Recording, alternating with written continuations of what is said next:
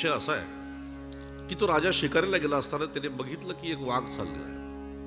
त्याने आपल्या भात्यातून बाण काढला, धनुष्याला लावला आणि तो बाण त्याने त्या वाघाला मारला. बाण वाघाच्या लागला नाही, तो बाण चुकला. वाघाने मागे वळून बघितलं की माझ्या कोणीतरी बाण मारला म्हणून. वाघाचा एक स्वभाव आहे. एक गोष्ट मी नेहमीच सांगतो, वाघ तो वाघ असतो बरं का. जरी कुत्र्याचं नाव वाघे ठेवलं तरी कुत्र्याचं नाव वाघे ठेवून कधी कुत्रा वाघ होऊ शकत नाही, लक्षात ठेवायचं. वाघाचे काही गुणधर्म असतात, त्या गुणधर्मामुळे वाघ हे नाव त्याचं खरं म्हणजे त्याला सार्थकी लागतं. तिथं कुत्र्याच्या जर कोणी दगड मारला कुत्र्याच्या, तर ते कुत्र्याचा एक स्वभाव आहे, कुत्रं दगडाच्या मागं पडतं बघा. तुम्ही कुत्र्याच्या दगड जर मारला तर कुत्रा दगडाच्या मागे पळतो. पण वाघाच्या जर कधी कोणी दगड मारला तर दगड मारणारा कोण आहे तिकडे वाघ बघतो. हा फरक आहे. त्यांनी बघितलं की माझ्या कोणीतरी बाण मारला आणि त्या वाघाने त्या राजावर झडप घेतली. राजाच्या छातीवर दोन्ही पंजे ठेवले. आता त्याच्या मानेला चावणार राजा खाली पडला. आता राजाला वाघ खाऊनच टाकला. एवढ्यामध्ये त्या जंगलामध्ये एक भिल्ल लाकडं तोडण्यासाठी आला होता. त्याच्या हातामध्ये कुऱ्हाड होती. त्यांनी बघितलं, अरे राजाच्या छातीवर वाघ आहे आणि आता तो त्याला खाऊन टाकणार आहे. त्याने हातातली कुऱ्हाड घेतली आणि वाघाच्या मानेवर घातली. एकाच घावामध्ये त्यांनी वाघाचा प्राण घेतला आणि राजाचा प्राण वाचला. राजाचा प्राण वाचला. राजा खूप प्रसन्न झाले. राजाने सांगितलं, अरे वा, आज जर तू नसतास तर माझं काही खरं नव्हतं, आज मी गेलोच होतो म्हटलं. तेव्हा तो माझ्या बरोबर माझ्या राज्यामध्ये चल, मी सर्व प्रजेच्या समोर तुझं स्वागत करणार आहे, सन्मान करणार आहे. प्रजेलाही कळू द्या की मला कोणीतरी जीवदान दिलंय म्हणून.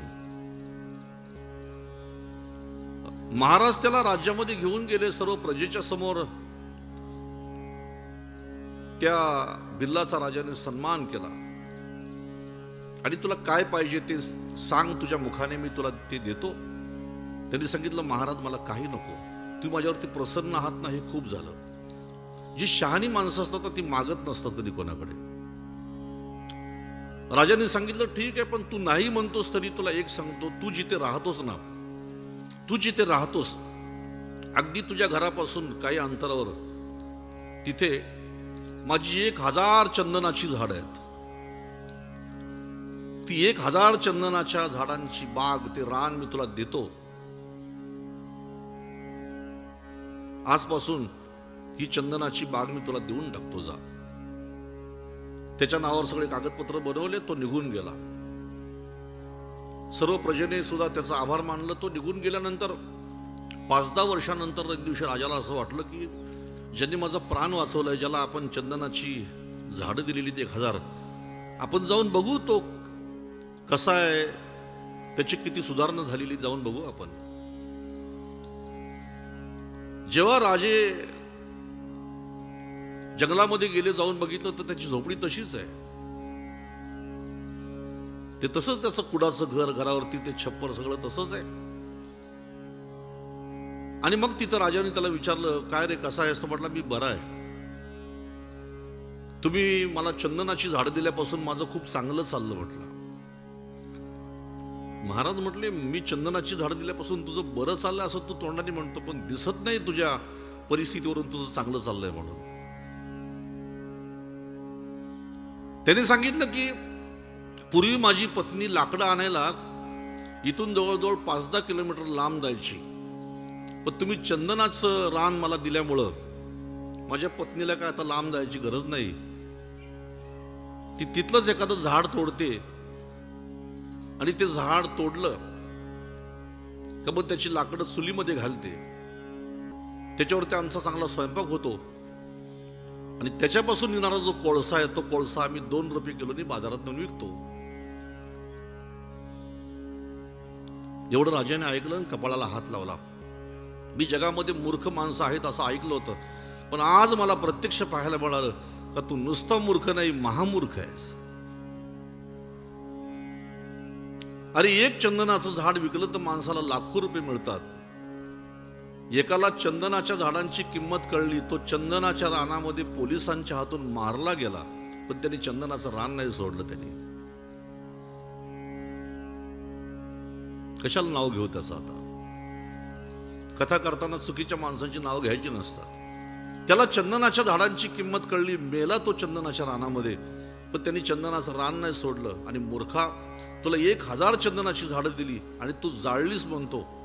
आता किती शिल्लक आहेत? त्यांनी सांगितलं फक्त एक शिल्लक आहे.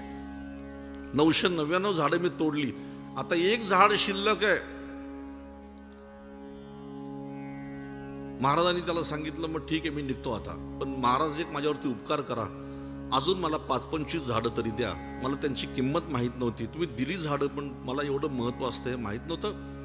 मला 5-25 झाडं तरी अजून चंदनाची द्या.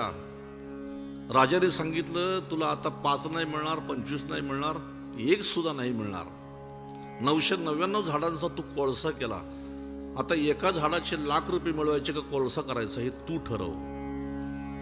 तर तशी वयाची 60 वर्ष आम्ही नको ते कर्म करण्यामध्ये घालवले.